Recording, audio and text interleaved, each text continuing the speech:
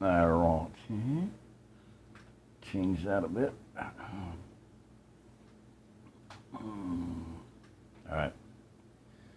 Um, kind of a series going here for my dear little troll friends. This is a cool book, Hoax, the picture book that destroys the globe. And the link is right here. You can download it.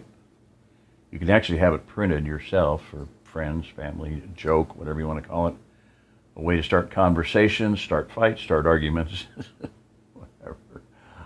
But you can download a larger PDF to print it. But you can download it right onto your computer, tablet, phone. Bam. If I can get that to go there, yeah. So, and it's just mostly basically memes. Oh, I don't know why this tablet feels like it's got to do that every once in a while. But this is a pretty good statement here. Modern science is a faith-based religion. 14 billion years ago, there was nothing, and it exploded into all that we see. After a bunch of stuff happened, none of which we have the math for yet, planets and galaxies coalesced into an infinite but also expanding vacuum of stuff. Then our lucky planet formed in the perfect Goldilocks position while furiously spinning at 1,000 miles per hour, while orbiting a blazing ball of gas at 66,600 miles an hour. And of course, the Earth is tilted at 66.6 degrees. And that ball of gas was 93 million miles away and billions of years old itself. The Earth was also chasing that nuclear furnace we call our sun at 500,000 miles an hour, but keeping a perfect 66.6 degree tilt angle to the sun, while the galaxy of 100 billion stars rockets through the universe at 2.2 million miles per hour into nothingness. Now, the whole time Earth is just chilling out there and spinning for a while when suddenly, out of nowhere, with math we don't have yet, inert matter turned into single-celled organisms, which for no apparent reason just divided and then reorganized through random mutations and self-replicated, becoming complex, multicellular life forms that slowly morphed into fish. Fast forward a little bit. While our nuclear furnace sun stayed perfectly stable and heating us from just the right distance, big dinosaurs appeared, who later turned into oil for us. But I digress. Then apes, who then turned into tiny, smart people, even though the apes are still here. All by accident, on a random spinning rock, moving in 4 different directions at speeds the human mind can't even comprehend. And the North Star never moves. All this we are told to believe while we sit here perfectly still. That's science. But asking, hey, where's the rest of Antarctica, is ridiculous. And what's out there? And how come we can't go sail around? So anyway, all right, that's it. You can see the interesting scenario there of the Earth being surrounded. The negative charged land masses in the middle, surrounded by the positive terminal.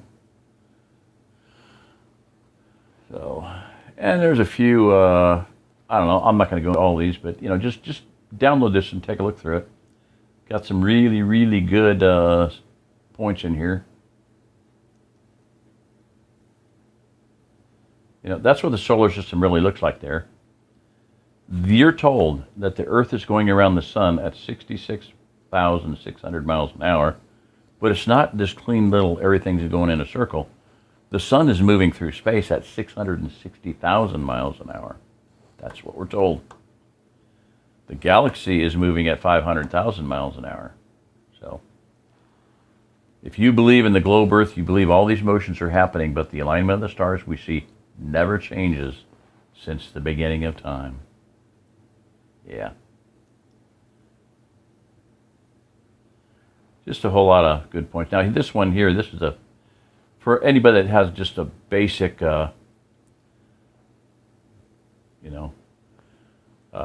this is a very, very key point here. You can sit here, do this yourself. You can get online, and you book a flight from Sydney, Australia to Santiago, Chile, and anywhere. There's thousands of flights, but book 2 Southern Hemisphere flights, and you'll see that they always invariably go up into the northern hemisphere. Okay, that's what the flights look like. That's what they look like on a flat map. Direct routes. So anyway, a lot of good points in here. All those different magic balls there, blue marbles, which they admit are all CGI. Well, created in Photoshop by Robert, whichever his name is.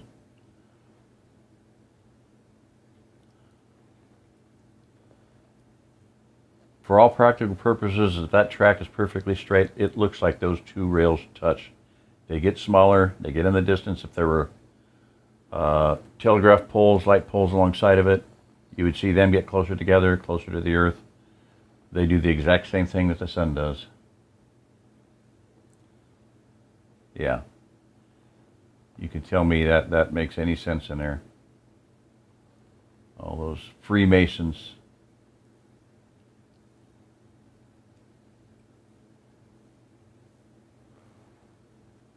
Kind of a decent little model there of sun and moon going around. You can do that with a flashlight. I mean, you can have one part of your, I guess I'm done. I don't know what happened there. You can have one part of the place dark and the other light. So space may be the final frontier, but it's